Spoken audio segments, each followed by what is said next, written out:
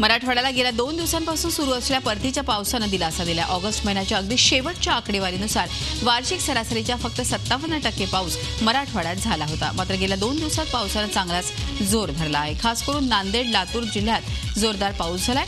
काही ठिकाणी काही अंशी नुकसान झालं असलं तरी पाऊस सुखावून गेला आहे। नांदेडच्या विष्णुपुरी धरणाचा एक दरवाजाही उघडला आहे, तर जालना, उस्मानाबादमध्ये सुद्धा समाधानकारक पाऊस झाला आहे। मराठवाड्यातील काही जिल्ह्यात वार्षिक सरासरीच्या जवळपास हा पाऊस पोहोचला आहे। मराठवाड्याच्या 8 जिल्ह्यात झालेल्या परतीच्या पावसानं बळीराजा मात्र सुखावलाय। गेल्या 1.5 महिन्यांपासून विश्रांती घेतलेल्या पावसानं आता कुठे लातूरमध्ये हजेरी लावली आहे। गेल्या 2 दिवसांपासून लातूरमध्ये पावसानं दमदार हजेरी लावली आहे। नदी नाले तलाव भरून वाहत आहेत। उशिरानं का होईना पण पावसानं हजेरी लावल्यानं शेतकऱ्यांनी आनंद व्यक्त केला आहे। शहरात काल 68 मिलीमीटर पावसाची नोंद करण्यात आली आहे। निलंगा तालुक्यात 106 मिलीमीटर, देवणीत 96, शिरूर, अनंतपाळमध्ये 73, औसामध्ये 96 आणि अहमदपूर तालुक्यात 73 मिलीमीटर पाऊस झालाय। निलंगा तालुक्यातल्या कित्येक गावांमध्ये 100 मिलीमीटरपेक्षा जास्त पावसाची नोंद झाली आहे। त्यामुळे परिसरातल्या नद्या दुथडी भरून वाहू लागल्यात। दरम्यान जिल्ह्यात अतिवृष्टीचा इशारा हवामान खात्यानं दिला आहे। त्यामुळे नागरिकांना सतर्कतेचा इशारा देण्यात आला आहे। लातूर जिल्ह्यातील अनेक तालुक्यात गेल्या 3 दिवसांपासून अतिवृष्टी होत आहे। त्यात निलंगा तालुक्यात पावसाचा सर्वाधिक जोर आहे। त्यामुळे तेरणा नदीवरील सर्वच बंधारे भरभरून वाहत आहेत। ज्यात मदनसुरी, गुंजरगा, येळणूर, औराद, शहाजनी, तगरखेडा आणि औसा तालुक्यातील किल्लारीचा समावेश आहे। या सर्व बंधाऱ्यांचे दरवाजे उघडले गेले, मात्र तगरखेडा बंधाऱ्यातील काही दरवाजे ऑपरेटरच्या झोपेमुळे उघडलेच नाहीत। परिणामी बंधाऱ्याची पाळू फुटली आणि लाखो करोडो लिटर पाण्यानं बंधाऱ्याच्या दोन्ही बाजूने आपला प्रवाह बदलला। त्यामुळे नदीपात्रातील पाणी शेकडो हेक्टर क्षेत्रात घुसलं। तसंच हे लाखो लिटर पाणी कर्नाटकात वाहून गेलं। पाटबंधारे विभागाचा कर्मचारी ऑपरेटर साठे यांच्या चुकीमुळेच तेरणा नदीपात्रातील 8 किलोमीटरमधील सर्व पाणी वाहून जाण्याची भीती आता व्यक्त केली जाते। मुख्यमंत्री देवेंद्र फडणवीस यांना अडचणीत आणण्याचा प्रयत्न ज्यांनी केला अशा चुकीच्या लोकांना मुख्यमंत्र्यांनी खड्यासारखं बाहेर काढलं, अशी बोचरी टीका सहकार राज्यमंत्री गुलाबराव पाटील यांनी माजी महसूल मंत्री एकनाथ खडसे यांचं नाव न घेता मुक्ताईनगर इथं केली आहे। शिवसेनेचे जिल्हाप्रमुख चंद्रकांत पाटील यांच्या वाढदिवसानिमित्त खडसेंच्या मुक्ताईनगरमध्ये गुलाबराव पाटलांची तोफ पुन्हा धडाडली।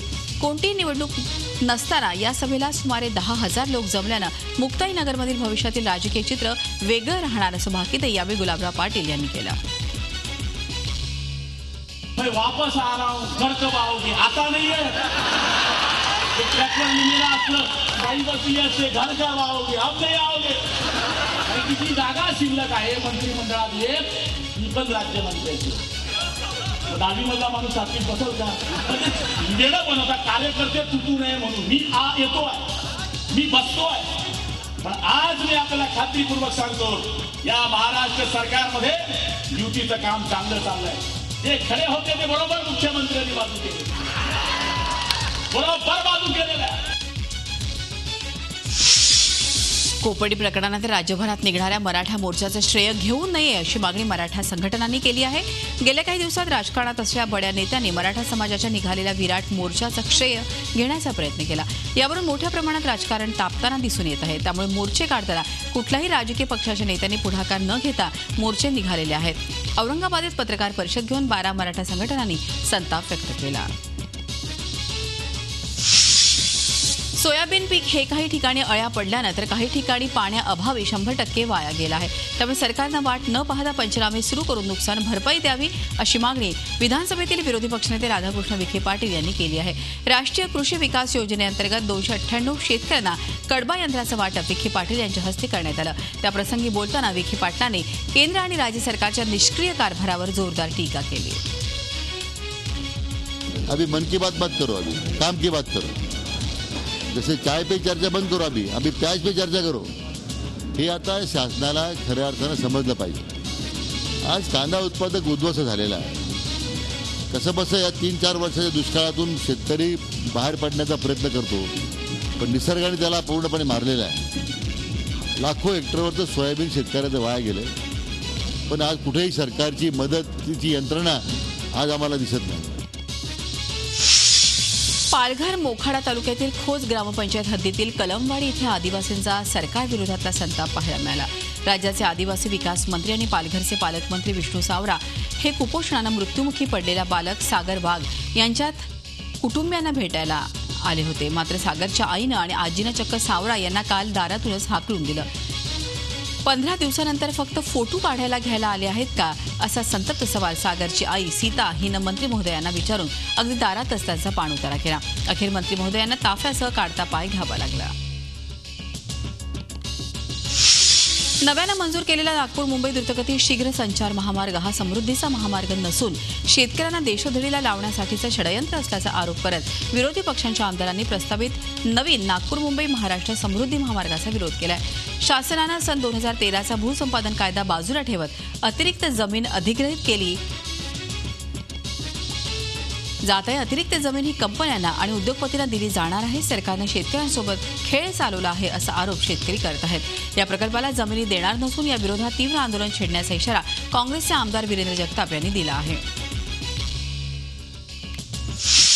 10 दिवस भक्तांवर कृपादृष्टीचा वर्षाव करणाऱ्या गणरायाला काल निरोप दिला गेला. मुंबईत पारंपरिक वाद्यांच्या साथीनं लेझिमच्या तालावर गुलालाची उधळण करत मोठ्या उत्साहात गणरायाला पुढच्या वर्षी लवकर येण्याची विनवणी करत निरोप दिला गेला.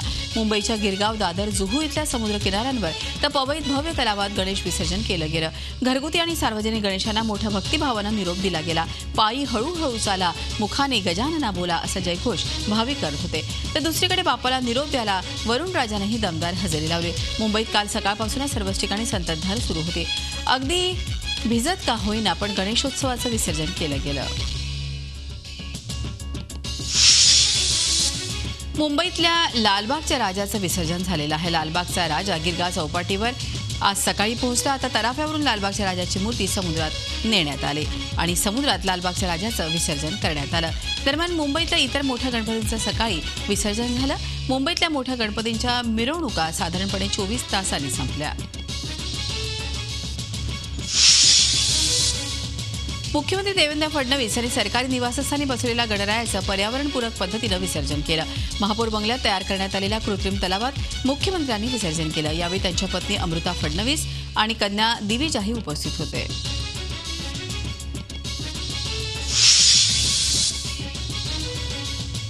गणेशोत्सवाचा उत्साह भारत पाकिस्तान सीमेवरही पाहायला मिळाला. कारगिलमध्ये सध्या मराठा लाईट इन्फंट्रीच्या विविध बटालियन तैनात आहेत. कारगिलमध्ये एका विशिष्ट ठिकाणी तैनात असलेल्या 11 मराठा या बटालियननं गणेशोत्सव साजरा केला. या गणेशाचं कारगिलच्या सुरू या नदीत विसर्जन करण्यात आलं. सीमेवर तैनात असलेल्या आपल्या जाबाज जवानांना असे सण घरी येऊन साजरे करणं खूपच कमी वेळा मिळतं, पण आपापल्या युनिट्समध्ये आपले सण साजरे करून ते आनंदात साजरा करतात. देशभरात बाप्पाचं विसर्जन होत असताना मुंबईत अभिनेते रणधीर कपूर आणि ऋषी कपूर यांनी पत्रकाराला मारहाण केल्याची घटना घडली आहे.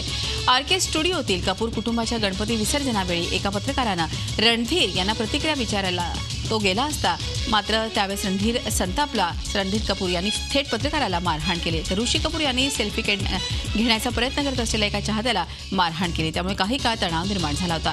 अखेरीस कपूर कुटुंबीय आपापल्या गाड्यांमध्ये बसून निघून गेल्यावर प्रकरण निवळलं.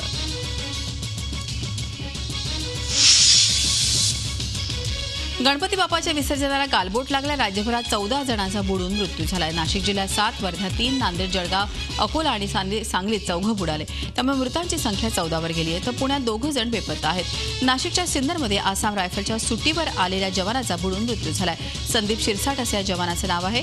रामेश्वर शिरसाट या बुडणाऱ्या तरुणाला वाचवताना जवानाचा मृत्यू झाला. त्र्यंबकेश्वरमध्ये भूषण कसबे, वाडवीमधल्या निलेश पाटील, मालेगावातल्या दाभाड इथल्या सुमित पवार, पिंपळद अमोल पाटील तर गंगापूरमधल्या रोशन साळवेचा बुडून मृत्यू झालाय. तर वर्ध्यात सेल्फीचा नाद तिघांच्या जीवावर बेतलाय.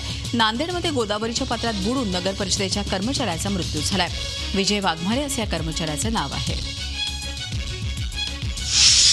बुलढाणा जिल्ह्यातील खामगाव येथील आदर्शनगर बाल गणेश मंडळाचे सदस्य गणेश विसर्जन करण्यासाठी गेले असता जवळच विहीगाव नदीजवळ या गणेश मंडळांच्या कार्यकर्त्यांवर मधमाशांनी हल्ला केला.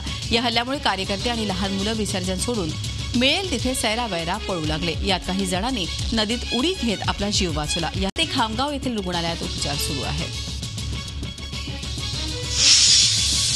दापोली तालुक्यातील मुरुड समुद्रकिनारी 30 फुटी मृत व्हेल मासा आढळला आहे. अत्यंत कुजलेल्या स्थितीत हा मासा मुरुड समुद्रकिनारी लागला आहे. सकाळी किनारी पर्यटक फिरत असताना हा मासा पर्यटकांना आढळला. त्यांनी स्थानिक नागरिक यांना याची माहिती दिली. 4 दिवसांपूर्वी असाच एक जिवंत ब्ल्यू व्हेल मासा माडबन किनारी आढळला होता. त्यावेळी वन विभागानं त्या माशाला जीवदान दिलं होतं. खोल समुद्रात राहणारे हे मासे गेल्या काही वर्षात कोकणच्या किनारपट्टी भागात आढळून आले आहेत. गेल्या काही महिन्यांमध्ये हा 4था व्हेल मासा किनाऱ्यावर आला आहे. रत्नागिरी जिल्ह्यातील राजापूर जवळच्या नेरकेवाडीत बुधवारी सकाळी भर वस्तीतील विहिरीमध्ये बिबट्या पडला असल्याचं लक्षात आलं. स्थानिक ग्रामस्थ आणि वन खात्याच्या प्रयत्नाने या बिबट्याची विहिरीतून सुटका झाली. यशवंत सुतार यांच्या विहिरीमध्ये हा बिबट्या रात्री पडला असल्याचं सुतार यांनी सांगितलं. सकाळी ही बाब त्यांनी गावचे पोलीस पाटील यांना सांगितली आणि वन विभागाचं पथक त्वरित दाखल झालं. 5 तासांच्या प्रयत्नानंतर या बिबट्याला वन विभागानं बाहेर काढलं.